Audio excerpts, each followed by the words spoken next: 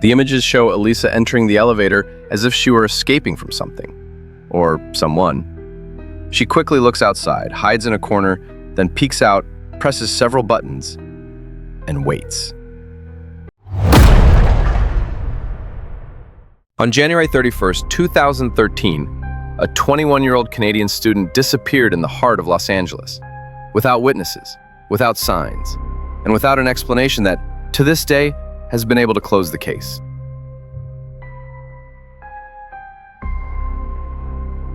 Her name was Elisa Lam.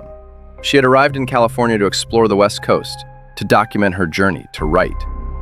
But her final stop would be one of the city's most unsettling buildings, the Cecil Hotel, a place where stories are not told, they are whispered. Throughout that day, Elisa was seen walking through the lobby, entering and exiting the elevator, and writing on her blog from a nearby cafe. Everything seemed normal. Everything felt routine. But something, at some point on that January 31st, changed the course of her behavior. Later reports would confirm that Elisa had shown signs of anxiety, disorientation, as if something invisible were pressing in from the outside, or from within. At 8 p.m., according to hotel records, she returned to her room. She was never seen again. No message, no call, no movement captured by the cameras, except for the minutes recorded inside the elevator, minutes that would later baffle the entire world. This is the open file of Elisa Lam's final day. An ordinary day, inside a hotel where nothing is truly ordinary. Before understanding the disappearance of Elisa Lam, it is necessary to understand the setting.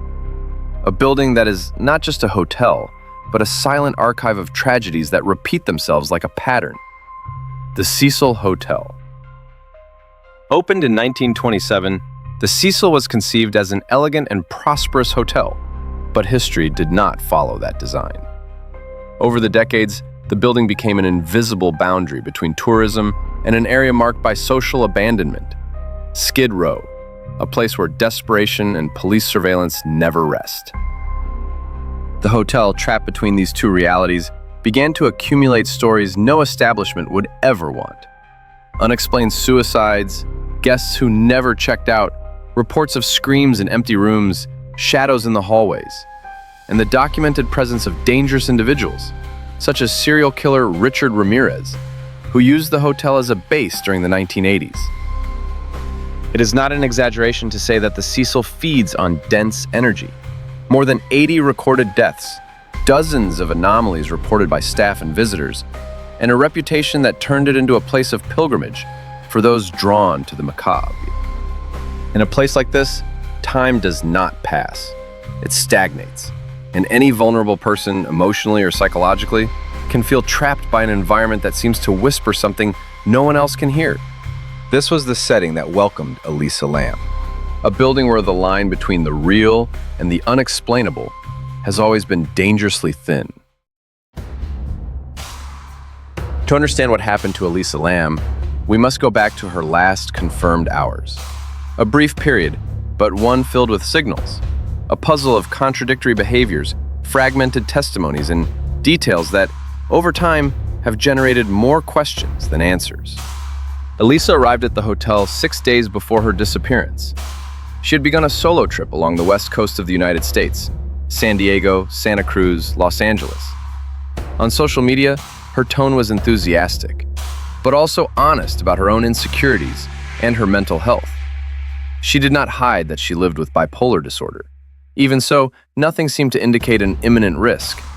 The last day she is known to have been seen, hotel witnesses reported behaviors they described as strange.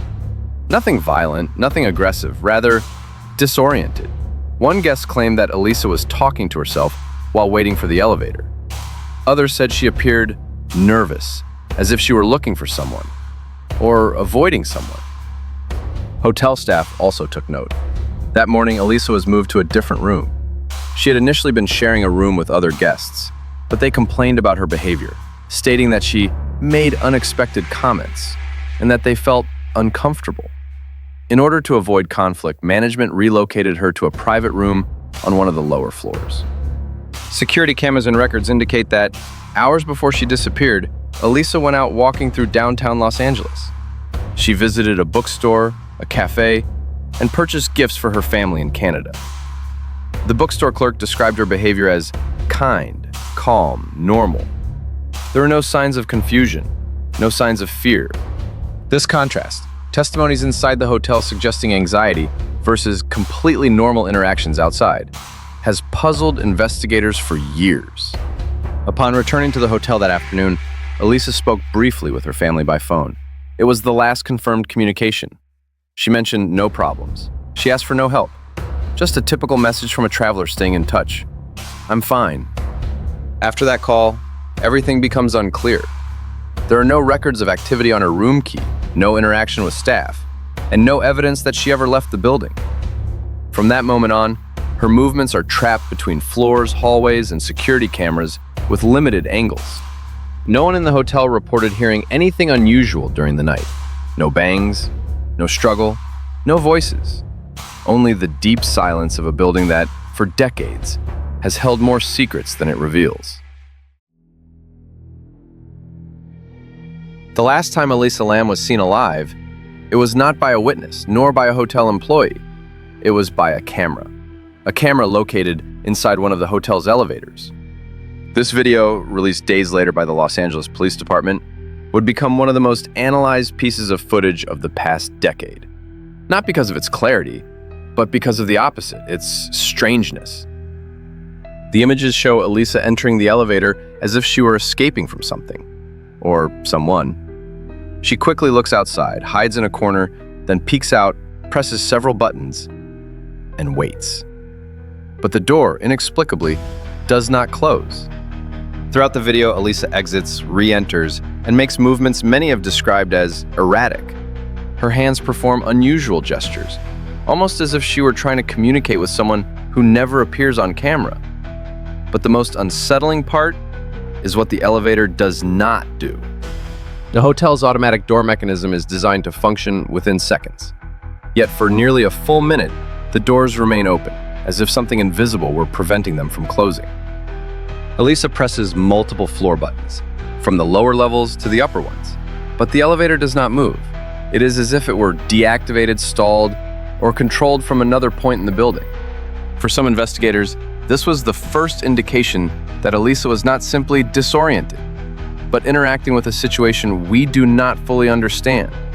Elisa's body language has also been the subject of intense debate. When she steps out of the elevator, she appears to be speaking to someone invisible, or to someone outside the camera's angle. Her hand movements are wide, almost theatrical, yet without signs of aggression. It is body language that is difficult to categorize. Severe anxiety, a psychotic episode, or a response to a real threat that never appears on the video. The recording also presents technical anomalies. Experts have noted that the timing between frames is inconsistent. Some segments appear sped up, others slowed down, and an entire portion is missing, one that should exist based on the tape's standard duration. Police never offered a clear explanation. They only stated that the video had been edited to protect the privacy of other individuals. But what other individuals? Who appeared in the original footage? Why was it never released? These questions triggered a wave of speculation around the world. For some, the video suggested human intervention, someone stopping the elevator, someone off camera, someone controlling the building's behavior. For others, it was nothing more than technical malfunctions and unfortunate coincidences. More than 2 weeks have passed since the last time anyone saw Elisa Lam. Police searched the hotel again and again. Dogs track hallways, stairwells, the basement, locked rooms. They find nothing. No clues, no trace. Only a silent building that seems to be hiding something within. During those days, guests began to complain about something unusual. The hotel's water had low pressure, a metallic taste, an unusual color. Some reported that the water had a strange smell. The complaints multiplied, and Cecil Hotel staff decided to inspect the water tanks on the rooftop. The rooftop is a restricted area. To reach it, one must pass through an alarmed door, climb a metal ladder, and exert enough force to move the heavy tank lid. This is not accidental access. It is not a place one reaches by mistake. A hotel maintenance worker goes up and checks the first tank. Nothing. The second, empty. The third, normal. But the fourth, something is floating inside. He opens the lid, looks down, and finds the body of Elisa Lam, naked, in an advanced state of decomposition, submerged in the water that supplied the entire building. That moment marks the most disturbing turning point in the entire case. Because the immediate question is not only what happened, but how Elisa Lam got there. Police determine the cause of death as accidental drowning. No signs of physical assault, no clear indications of homicide, and no significant presence of medication in her bloodstream, despite Elisa's medical history suggesting she depended on them for stability. But the autopsy, rather than closing the case, opened a new series of anomalies. First, the tank lid. Some reports state it was closed when the body was found. Others claim it was open. Police never clarified this contradiction. If it was closed, it is physically improbable that Elisa could have closed it from the inside. Second, the structure of the tank. There are no internal ladders. The surface is slippery. The height of the rim rises above the chest of a person of her stature. How did she climb up? How did she enter without assistance? And how did she manage to cross restricted areas of the hotel without being seen? Third, the toxicology report. It indicates no significant alcohol, recreational drugs, or strong sedatives. Her prescribed medications appear at low levels, too low to justify a severe episode, but also too low to confirm she was taking them powered. Fourth, decomposition. The condition of the body does not fully align with the length of time she was supposedly in the water. Experts have debated whether tank temperature, sealing, and other factors could have slowed the process, or whether the official timeline simply does not match the facts. The questions do not stop there.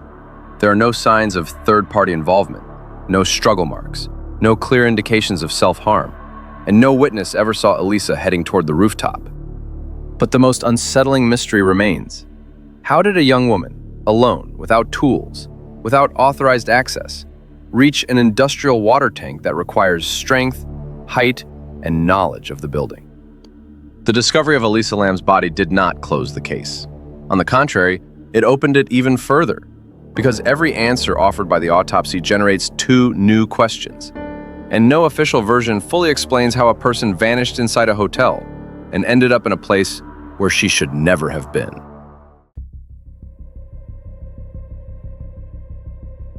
After the discovery of Elisa Lam's body in one of the Cecil Hotel's water tanks, the case stopped being a simple disappearance. It became a puzzle with pieces that did not fit, and that to this day continue to generate debate among investigators, criminologists, and experts in human behavior. Over the years, three main theories have dominated the discussion. The official explanation holds that Elisa suffered a psychotic episode caused by her bipolar disorder, and that, disoriented, she reached the rooftop on her own and accidentally fell into the tank. This theory is supported by her medical history, her personal blog, and certain behaviors observed in the elevator video.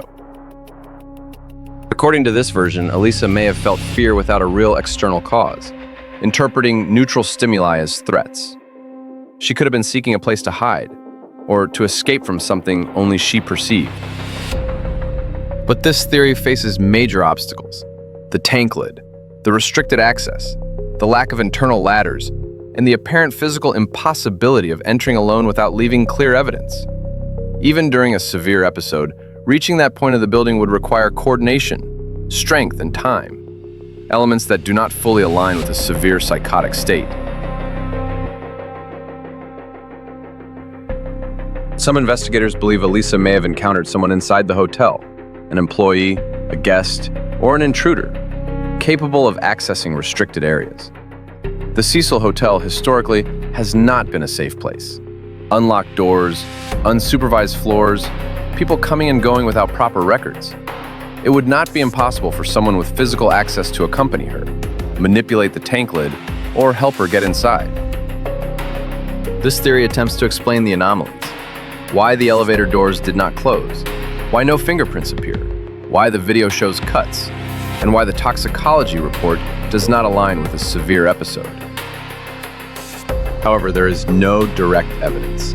No camera shows another person with her. No clear signs of a struggle were found. The hypothesis of human intervention fills some gaps, but depends on factors that were never proven. The third theory is not paranormal, although many confuse it as such. It focuses on the building's history and the psychological impact of environments saturated with extreme experiences. The hotel is a place burdened by tragedy, crime, isolation, and social decay.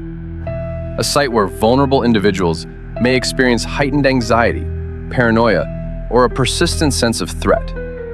Elisa, traveling alone and staying in a building with a dark reputation, may have been affected by that environment far more than we realize. 3 theories, 3 different paths. None offers a complete answer. The accident explains the disorientation, but not the logistics. Human intervention explains the logistics, but provides no culprit.